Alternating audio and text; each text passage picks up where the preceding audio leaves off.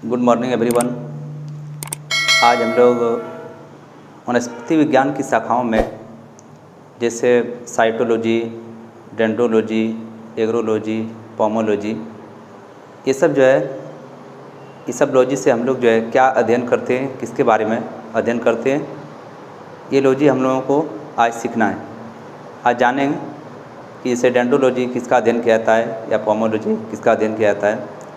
यह competitive exam और साथ ही क्लास 9-10 में भी ये जीव विज्ञान में पूछा जाता है कि मधुमक्खी पालन अध्ययन क्या कहलाता है, या मत्स्य पालन या फिर रेशम कीट पालन। इस तरह से सभी लॉजी हम लोगों को याद रखना है। तो हम लोग जीव विज्ञान की, वनस्पति विज्ञान की शाखाएं हम लोग आज सीखेंगे, जानेंगे। तो सबसे पहले हम जानते हैं कि एनाटॉमी में किसका अध्ययन किया जाता है। तो एनाटॉमी में आंतरिक संरचना का अध्ययन किया जाता है। एनाटॉमी में किसका अध्ययन किया जाता है? आंतरिक संरचना का अध्ययन किया जाता है। उसके बाद है एंथोलॉजी। एंथोलॉजी में हम लोग पुष्पों का अध्ययन करते हैं। तो एंथोलॉजी में किसका अध्ययन किया जाता है? पुष्पों का अध्ययन किया जाता है। उसके बाद है एल्गोलॉजी। एल्गोलॉजी में शैवालों का अध्ययन किया जाता है। एल्गोलॉजी में किसका अध्ययन किया जाता है? शैवालों का अध्ययन किया जाता है। फिर नेक्स्ट में एग्रोलॉजी। एग्रोलॉजी में घासों का अध्ययन किया जाता है। घासों का अध्ययन क्या कहलाता है? एग्रोलॉजी। फिर नेक्स्ट में ब्रायोलॉजी। तो ब्रायोलॉजी में ब्रायोफाइटा का अध्ययन किया जाता है। ब्रायोफाइटा का अध्ययन क्या कहलाता है? ब्रायोलॉजी। फिर नेक्स्ट में समझते हैं बैक्टीरियोलॉजी। बैक्टीरियोलॉजी में जीवाणुओं का अध्ययन किया जाता है। तो जीवाणुओं का अध्ययन क्या कहलाता है? बैक्टीरियोलॉजी। फिर नेक्स्ट में बायोमेट्रिक्स। बायोमेट्रिक्स में जीव वैज्ञानिकों के परीक्षणों का गणितीय विवेचन। बायोमेट्रिक्स में किसका अध्ययन किया जाता है? जीव वैज्ञानिकों के परीक्षणों का गणितीय विवेचन। नेक्स्ट में कैसिडियोलॉजी। कैसिडियोलॉजी में पादप में रोगजन्य गांठों, पादप कैंसर का अध्ययन किया जाता है। तो सबसे पहले हम क्या सीखें कि एनाटॉमी आंतरिक संरचना का अध्ययन किया जाता है। एंथोलॉजी पुष्पों का अध्ययन, एल्गोलॉजी शैवालों का अध्ययन, एग्रोलॉजी घासों का अध्ययन, ब्रायोलॉजी ब्रायोफाइटा का अध्ययन, बैक्टीरियोलॉजी जीवाणुओं का अध्ययन, बायोमेट्रिक्स जैव वैज्ञानिकों के परीक्षणों का गणितीय विवेचन, कैसिडियोलॉजी पादप में रोगजन्य गांठों, पादप कैंसर का अध्ययन। अब नेक्स्ट में जानते हैं, एक होता है इथेनोबॉटनी।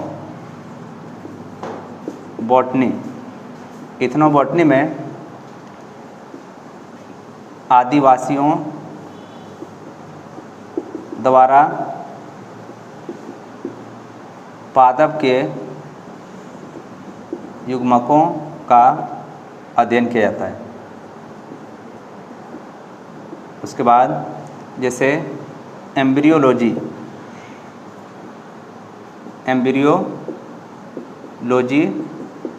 इसमें युग्मकों के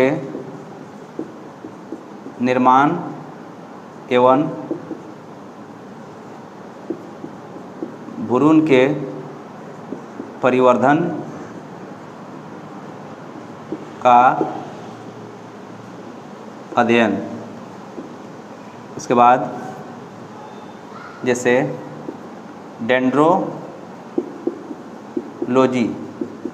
तो डेंड्रोलॉजी में वृक्षों एवं झाड़ियों का अध्ययन। तो इथोनोबोटनी में आदिवासियों द्वारा पादप के युग्मकों का अध्ययन किया जाता है। एम्ब्रियोलॉजी में युग्मकों के निर्माण एवं भ्रूण के परिवर्धन का अध्ययन किया जाता है। डेंड्रोलॉजी में वृक्षों एवं झाड़ियों का अध्ययन। तो वृक्षों एवं झाड़ियों का अध्ययन क्या कहलाता है? डेंड्रोलॉजी। युग्मकों के निर्माण एवं भ्रूण के परिवर्धन का अध्ययन क्या कहलाता है? एम्ब्रियोलॉजी। आदिवासियों द्वारा पादप के युग्मकों का अध्ययन क्या कहलाता है? इथनोबोटनी।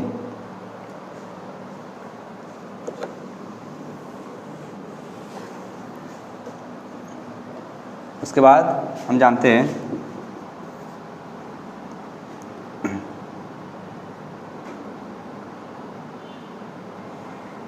Economic botany. इकोनॉमिक बॉटनी में जो है आर्थिक महत्व के पौधों का अध्ययन। तो इसमें जो है इकोनॉमिक बॉटनी में आर्थिक महत्व के अध्ययन का महत्व के पौधों का अध्ययन किया जाता है। तो इथेनोबॉटनी में आदिवासी द्वारा पादप के युग्मकों का अध्ययन। एम्ब्रियोलॉजी युग्मकों के निर्माण एवं भ्रूण के परिवर्धन का अध्ययन। डेंड्रोलॉजी वृक्षों एवं झाड़ियों का अध्ययन। इकोनॉमिक बॉटनी आर्थिक महत्व के पौधों का अध्ययन। उसके बाद जैसे साइटोलॉजी।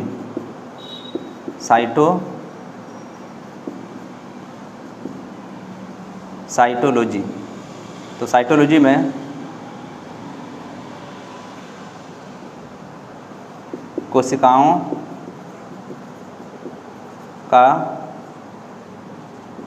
अध्ययन किया जाता है। साइटोलॉजी में किसका अध्ययन किया जाता है? कोशिकाओं का अध्ययन किया जाता है। उसके बाद जैसे होता है डेंड्रोकोनोलॉजी।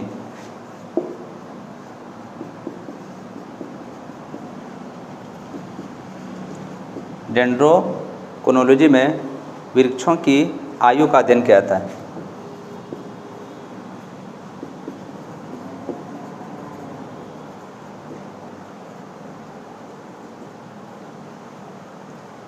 तो डेंड्रोकोनोलॉजी में क्या होता है? वृक्षों एवं झाड़ियों का अध्ययन। और डेंड्रोकोनोलॉजी में वृक्षों की आयु का अध्ययन किया जाता है। उसके बाद इकोनॉमिक बॉटनी में आर्थिक महत्व के पौधों का अध्ययन।